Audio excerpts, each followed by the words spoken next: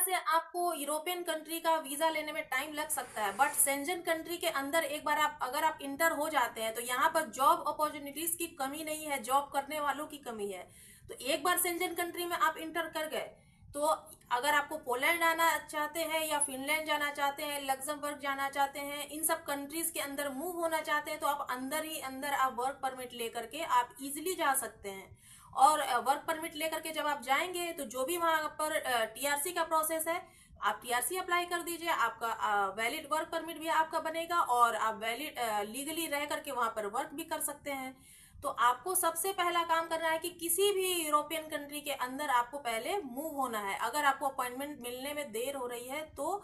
और अगर आप डायरेक्ट पोलैंड आना चाहते हैं तो आपको थोड़ा सा और वेट करना होगा, क्योंकि अभी नए रूल्स आ रहे हैं जिसका वीडियो मैंने अपडेट किया है, 30 जून से वो फॉलो अप होने लग जाए।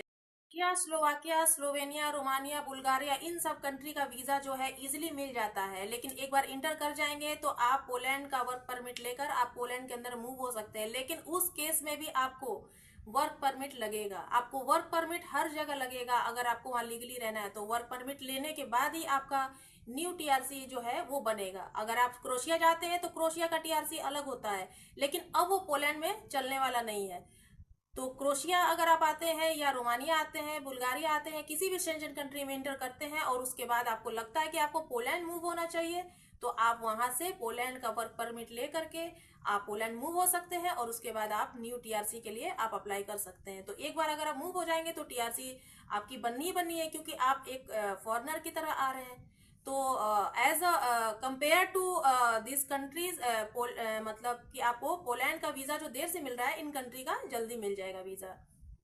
फ्रेंड्स, आप इसको ऐसे समझिए कि ऐसा नहीं है कि आपका टीआरसी नहीं बनेगा, आपका टीआरसी बिल्कुल बनेगा, बट उसके लिए आपको वैलिड वर्क परमिट होना चाहिए। एज अ फॉरेनर आपका वर्क परमिट होना चाहिए, जैसे कि हम लोग इंडिया पाकिस्तान से हम लोग अप्लाई करते हैं और उसके बाद मूव होते हैं, उसके बाद टीआरसी बनती है। अब ये सब रूल्स जो हैं अब शेंजन कंट्री के लिए भी अब लागू हो चुका है, तो अब उनको भी ये सब लीगली करना पड़ेगा, उसके बाद ही उनको टीआरसी जो है बन पाएगी नए वर्क परमिट से। पहले ऐसा नहीं होता था, पहले बन जाती थी टीआरसी। बहुत सारे लोगों को मैंने इंस्टाग्राम पे बताया भी है कि आप कैसे कैसे करेंगे तो आपकी टीआरसी बन जाएगी, पहले की बात मैं बता रही हूँ। बट अब उनके लिए भी ये एक मैसेज है कि अब उनकी टीआरसी एक्सचेंज जो है नहीं होगी। तो आई होप ये छोटा सा इन्फॉर्मेशन जो है आपको समझ में आया होगा और आपके लिए ये जो वीडियो है वो हेल्पफुल होगी और इन्फॉर्मेटिव होगी। तो कोई भी आपको डाउट है तो आप मुझे कमेंट करके पूछिए, मैं आपके